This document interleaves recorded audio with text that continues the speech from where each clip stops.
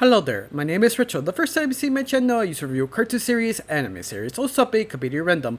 And today will be first impression of Bless the Heart. Now this Fox new animated series usually falls into two categories. Had to be something like King of the Hill, or had to be something about a ripoff of The Simpsons. Usually the two things that Fox usually stayed with, but this one feels more like King of the Hill. But it has a little twist. In this version, you have a step family. This is kind of different because Fox usually doesn't deal with this. You basically just a wacky family that kind of disorder.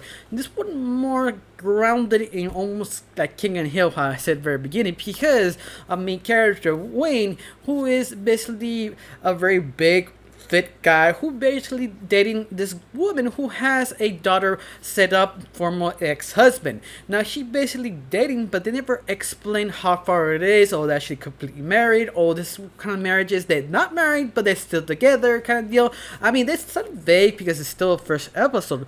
But our main character, Wayne, he is not like Homer or not like King of the Hill, not like Hank. He is more like himself. I'm sorry, I'm not being vague here, but he is basically kind of panic trying to make this family work because he doesn't know what he's doing wrong or doing right, because this is the first time doing with a young daughter. I mean, it seems that this episode they have been a little while together, so he's trying to oppress her stepdaughter anything he can, because let's face it, you can never replace the real father. But you understand, her real father, he is the perfect dad.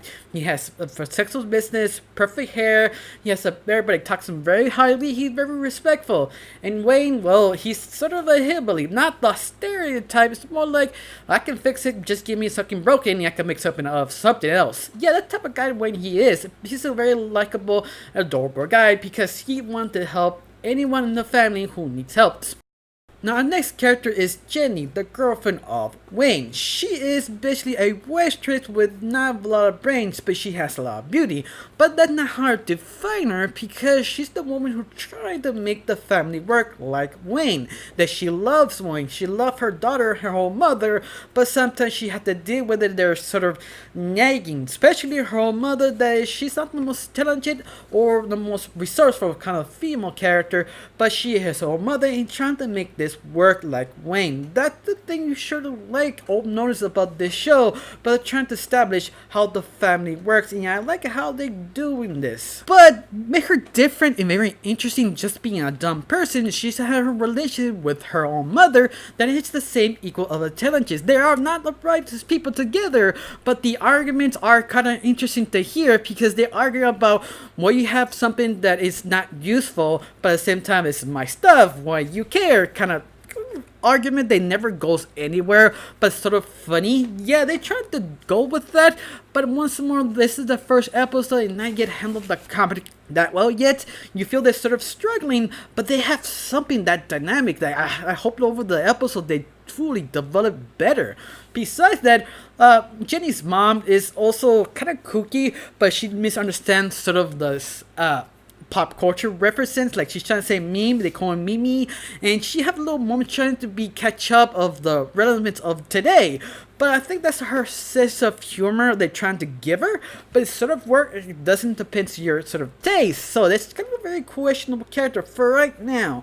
Now, our final character, who the main center of this episode, will be Violet. I mean, she is sort of there. She want to work and do her own thing, or because an artist, but she can't because she have to deal with her idiot family that she kind of doesn't really like, especially Hank, who trying to make this work. But I like her because she is so relatable, because every time you're trying to work, some other family member kind of interrupts her because she doesn't have her own special room or a special place to work with.